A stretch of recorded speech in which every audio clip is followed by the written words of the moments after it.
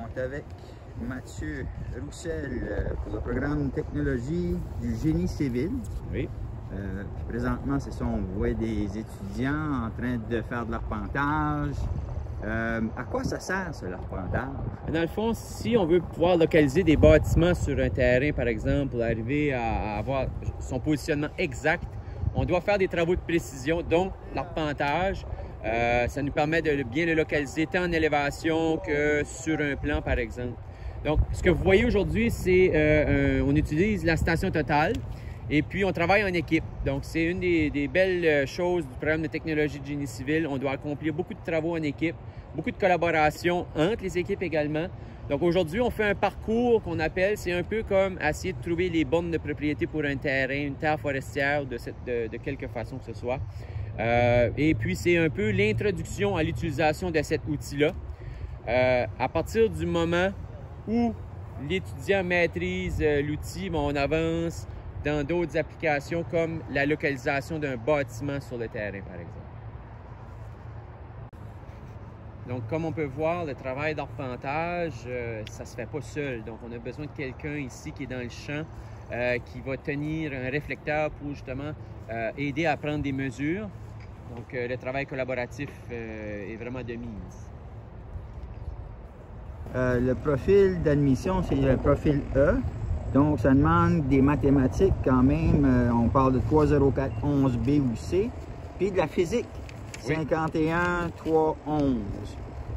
Les raisons pourquoi on a besoin de ces différentes maths et physiques-là? C'est quand même assez simple. Dans notre domaine, ce que je peux vous dire qui est important, c'est d'aimer les mathématiques, mais d'aimer autant plus la construction. Donc, vous devez être capable d'observer des choses, de vérifier, de mesurer des choses sur le chantier, de calculer, de dessiner. Donc, ces petites notions-là de physique et de maths vont t'aider à, justement, être un peu plus avancé dans ces domaines-là. Tu dois savoir comment travailler sur l'ordinateur, puis comment te débrouiller seul également à l'extérieur. Puis, comme j'ai déjà mentionné, le travail d'équipe est vraiment très important. Le stage coop, c'est un stage qui est rémunéré. Donc, c'est un stage de 900 heures que les étudiants doivent faire. Puis si je vous explique un peu la durée du programme, c'est 124 semaines.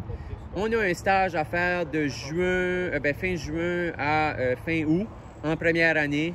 En deuxième année, on a un deuxième stage à faire, mais celui-là, il serait de 600 heures qui se passe entre avril et octobre.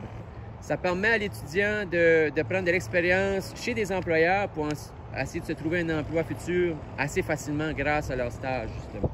Donc, nos étudiants, la majorité de nos étudiants allent directement sur le marché du travail, puis vont grandir avec le domaine de l'industrie, c'est-à-dire vont commencer avec des tâches qui sont assez simples et apprendre jusqu'à des tâches de supervision, de gestion d'entreprise, d'estimation, des responsabilités qui vont grandir avec le temps. Mais également, on a un certain nombre d'étudiants qui sont en mesure de poursuivre leurs études à l'université ou un peu plus tard. On a des ententes avec certaines universités, puis ça permet aux étudiants d'aller vers d'autres horizons dans d'autres domaines qui sont rattachés à la technologie du génie civil. Okay. Donc c'est ça, la technologie du génie civil. On travaille beaucoup avec les différentes technologies. Station Total, GPS, on travaille avec les drones, on travaille avec les données satellites. Ça nous permet d'accélérer nos travaux si on compare avec plusieurs années auparavant, plusieurs années passées. La technologie d'aujourd'hui, ça change tellement vite. Donc, les étudiants doivent s'adapter beaucoup à ces changements technologiques-là. Ils doivent avoir un intérêt aussi dans l'avancement technologique.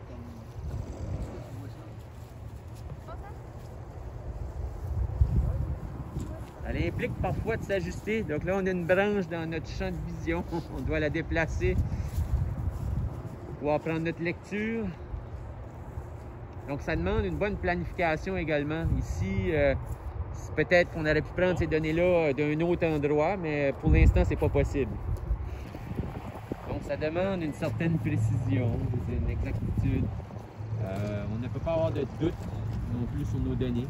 Donc, ces appareils-là nous permettent de nous corriger, de nous vérifier, de s'assurer d'avoir un bon contrôle de qualité, d'atteindre un niveau de précision exigé par le client. Donc, le programme de génie civil, ça prépare travailler dans les différents domaines en lien avec la construction, donc ça soit aussi bien l'élaboration de plans, des devis. On peut faire de la conception de dessin, on peut faire de l'estimation, de la surveillance, du contrôle de qualité pour des différents projets de construction ou de bâtiments. On travaille aussi dans le domaine des eaux et égouts, le domaine municipal, on fait des travaux d'arpentage, on travaille avec les systèmes de GPS également. Donc, ça nous permet d'aller travailler dans différentes entreprises, comme les firmes de génie conseil, les architectes. On peut travailler aussi pour les entrepreneurs en construction, les arpenteurs, dans l'industrie, dans le secteur manufacturier. On fait aussi du travail d'estimateur, d'inspecteur, de dessinateur, de surveillant de chantier, de concepteur, aussi du contrôle de qualité. Puis on peut même être contremaître avec une certaine expérience dans le domaine.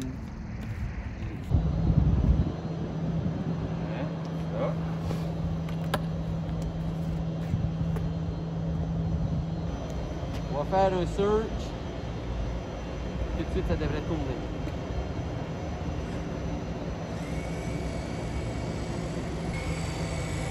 C'est une station totale robotisée qui nous permet de faire des travaux d'arpentage avec une seule personne.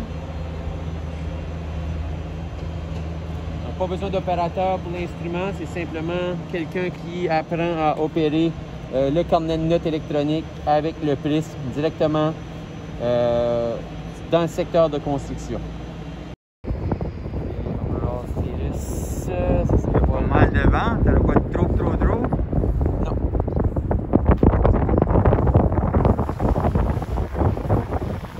Et donc, le drone, lui, sert à faire quoi? Pour nous, il va servir à aller chercher des quantités pour, dans le fond, dans le domaine de l'excavation. Si on veut savoir des quantités de granulats, on est capable d'aller chercher une série de photos. À partir de ces photos-là, sortir un modèle en 3 dimensions.